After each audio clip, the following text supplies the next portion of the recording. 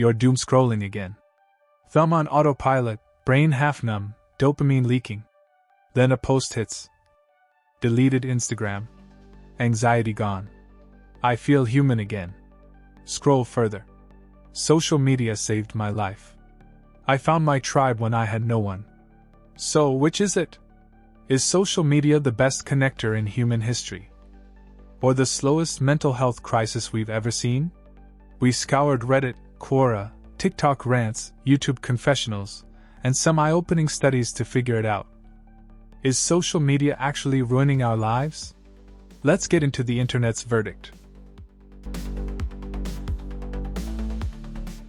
Social media is the ultimate contradiction. It gives us instant access to information, global connection, endless entertainment. But it also brings anxiety, comparison, addiction. Reddit threads on subreddits like NoSurf and Digital Minimalism are full of people who wanted out, and finally pulled the plug. I quit social media and suddenly had hours back. Real conversations. Real sleep. I didn't even realize how miserable I was. But others argue quitting is a privilege. Especially when your job, your friends, or your identity live online. Now, let's see what people are saying on the internet, starting with Reddit on subreddits like social media, deciding to be better, digital minimalism, and others. One user wrote, I'm 22, and I recently deactivated all of my social media. I didn't delete it because I knew I'd want to get back into it eventually, but I just don't know when. I've always struggled with people-pleasing and fitting in. A lot of people do, and social media constantly reminds us of how we can achieve that, sometimes in small ways, sometimes in large ones. Not too long ago, I realized that I wanted to be my most authentic self, which I wasn't. I had to break it down, but social media was one of the biggest contributing factors. It influenced and conditioned me to believe things it told me to believe. It also made me follow trends and say and do things I never thought I would. I found myself saying, purr, and slay, so many times in a single day, and looking back, I hate that I said that. What was it for, and why did I say it? It was just what everyone around me was saying at the time. The trendy slang. It didn't make sense once I stepped back.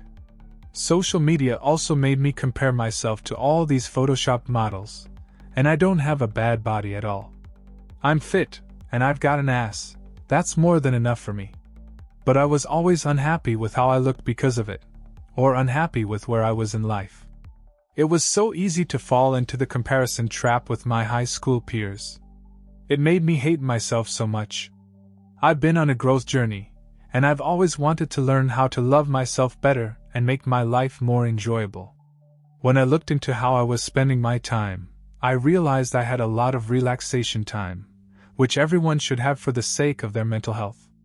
I played games with my friends, I watched Netflix, and I also scrolled through social media.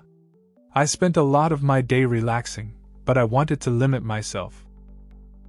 Social media, however, was a negative form of relaxation for me because of all the reasons I listed above. It took a mental toll on me, and that was a big enough reason to step away from it. I deactivated my Facebook, Instagram, X, TikTok, Messenger, and soon Snapchat. Snapchat, Reddit, and YouTube are the only things left because there's not much to take from those three. They help me stay connected in a healthier way. Snapchat is still a maybe, but it hasn't done nearly as much to me as the other apps. At first, it was incredibly hard, not looking at my phone or using it as much anymore because I didn't have my social media. But it turned out to be the best decision I've made for myself. Now I journal and listen to podcasts while I clean, or I just rest in bed. There's so much more outside of social media. It's not all bad, but it's not all good either. I know this was a very personal response, but I'm hoping you might learn something from it or see something about yourself that resonates with my experience. I hope you can find a way to stop social media from impacting your life so much. It can be one toxic relationship until you make it not toxic. Another one shared. After this post, I'm going to delete the rest of my social media apps for 14 days. Every single morning, for about 3 to 4 years now, as soon as I wake up, I instantly scroll through social media for hours and hours until I literally feel like my brain is going to shut off. Every morning. I don't eat, I don't shower, I don't get ready for the day. I spend my time on social media for 5 hours before starting my day. Pathetic. My brain is overstimulated to the max. 2 months ago, I was convinced I had ADHD because I completely lost control over my thoughts and ability to focus. I would stay up all night scrolling through Twitter and Reddit, refreshing the feed and rereading the same stuff over and over again. It was becoming automatic. Now, I have to take medication if I want any form of sleep. I don't even enjoy this shit anymore, but my brain is so used to doing it. It's literally like living in hell, but you're such a fiend that your brain still relies on it. I guess that's what addiction is. I don't think I could ever go my whole life without social media, but it needs to be in moderation. I need to rewire my brain and stop getting so used to free dopamine 24/7. Thanks to anyone who reads this, and here's to a life-changing year. Let's go. Another user added. Agree 100%. Social media is great in theory, and maybe we can learn to adapt as a society to function better with social media in our lives eventually. But right now it's a total shit show. There is no humanity in the comment sections, so we do not treat each other like people online. I used to post daily to Snapchat, then Instagram stories, and have had Facebook since 2006. I realized that posting stories was beginning to drive my day-to-day life decisions, and it didn't seem right. In trying to remain positive on social media, I would post all the good aspects of my life, as many do, but then I would feel like I'm bragging, which I also didn't like. I finally stopped posting to all platforms and I felt better. I thought I was just taking a break. I thought I would return, but I have not. Next step was reducing the amount of time I spend endlessly scrolling through feeds. I'd start and end every day doing that and finally stop that as well, especially after I realized it had the power to ruin my whole day if I scrolled to the wrong topic in the morning. I curbed this by uninstalling Facebook and Instagram apps from my phone. I can't lie, this has been a hard habit to break. Sometimes I scroll through Instagram via mobile web browser, but lucky for me the mobile browser version of Instagram is clunky, so I'm able to stop pretty quickly.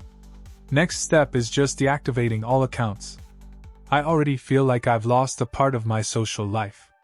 I've lived on both coasts of the US and in 2 different continents, so I have good friends around the globe. Losing social media feels a bit like breaking contact with them, which I hate to do, so maybe I'll try to just text those people more often. I think more people are realizing the poisonous side effects of social media in general and disconnecting, which is good. I see this more in my age group, born in '88. Another one shared more on the positive side of social media. In the past few weeks, I've been watching a lot of documentaries and reading articles and studies about the negative effects of social media, mainly centered on Instagram and TikTok. I'll clarify that I do not have a TikTok account, nor do I plan on creating one, so I cannot attest to its effects on everyday life, be they positive or negative. However, I really enjoy Instagram in a completely non-addicted way. I've seen so much discussion about influencers and social media personalities, controversial political topics, negative body image, or dangerous echo chambers. However, I don't seem to encounter any of that. For context, I'm a hiker, mountaineer, and photographer, so I not only consume but also create content on the website, so I can speak for both camps. There are numerous studies how chasing likes affects one's mental health. However, I don't really get the whole chasing likes thing when it comes to my posts. I rarely ever check how many likes a recently posted landscape photo has garnered. Once it's on my profile, it has reached its digital life for me. Likes and comments are posthumous events in a sense. I might print the photo if it's one I'm particularly proud of, hang it on my wall, and enjoy the physical copy for months to come. But none of that has anything to do with likes. And as a content consumer, I see 3 kinds of things: posts from people that I know personally, which let me know what they're up to in their lives. If someone posts a photo from their travels, contrary to what studies show, I feel no envy for that particular person's glam trip. as I can enjoy my time in the mountains anyway. I don't have to go to Dubai or whatnot. Another kind of post I often see is from photographers, athletes, explorers that I follow. These kinds of posts are inspirational to me. I see Jimmy Chin in crampons photographing a sunset on the cliffs of the Himalayas. I'm genuinely inspired to be a better photographer and a more daring explorer. And for reals, I mostly see two types of content, cats and wild animals, which always brings a smile to my face, and epic fails, which also brings a smile on my face, albeit one much different in spirit. I also don't spend a lot of time on the website, definitely less than an hour a day. So my question is, how do people use social media, Instagram in particular, in a way that is damaging to their lives? On Quora, responses go deep. One user wrote, "Social media was supposed to be a very good thing. It encourages knowledge. It can bring people together via ideas and experiences. It makes it easy to stay in touch with friends and loved ones. It's one of the best tools ever created. However, it can also be used for malevolent purposes, hate and smear campaigns, cyberbullying, defamation of character, stealing, etc. Unfortunately, all good things have their own faults. It can definitely impact a person's life. It's accessible to everyone and cannot be controlled. Although it was meant for good, it's also being used for wrong by bad actors. Social media doesn't ruin lives. Bad people do. Let's pray for them. Big hug, everyone." Another wrote, "Social media made me feel seen when I was invisible. But it also made me addicted to validation. YouTube is full of digital detox stories." One comment under a "Why I Quit Instagram" video said, "I felt like I got my brain back. It was like breaking up with a manipulative ex. And social media makes me feel like I'm always behind. Everyone's doing better, looking better, living better. And I'm just scrolling. But scroll through TikTok, and you'll find two worlds. Aesthetic dopamine vlogs showing dreamy routines, perfect outfits, and Paris filters. And then, social media burnout. Confessions, creators crying, quitting, breaking. It's like watching both a highlight reel and a breakdown reel at the same time." A 2023 APA study found that over one-third of teens said social media made them feel worse about their lives. Yet global usage is still rising, with the average person spending over 2.5 hours daily on social platforms. Surveys from Pew Research show 70% of users have taken breaks from social media at some point. 40% say it negatively affects their self-esteem. Yet only a small fraction delete it permanently. The takeaway? People know it hurts them, but still can't look away. Here's something you don't hear often. Regretting social media is weirdly taboo. Why? Because we still use it. We still benefit from it. And let's face it, sometimes we need it. But behind anonymous posts and confession threads, you'll find a quiet regret. I wish I hadn't shared so much. I wish I wasn't this addicted. I miss being bored. I miss peace. Regret doesn't always look like rage quitting. Sometimes it's just quiet awareness that something's off. Pros of social media: instant connection, free expression, access to communities and knowledge, career and business growth opportunities. Cons people mention: anxiety, addiction, and low self-esteem, superficial relationships, information overload, life lived through filters, not reality. So, is social media ruining our lives? Here's the internet's verdict. It's not black and white. Social media is powerful, but power without intention becomes chaos. It's not about deleting the apps. It's about reclaiming control from them.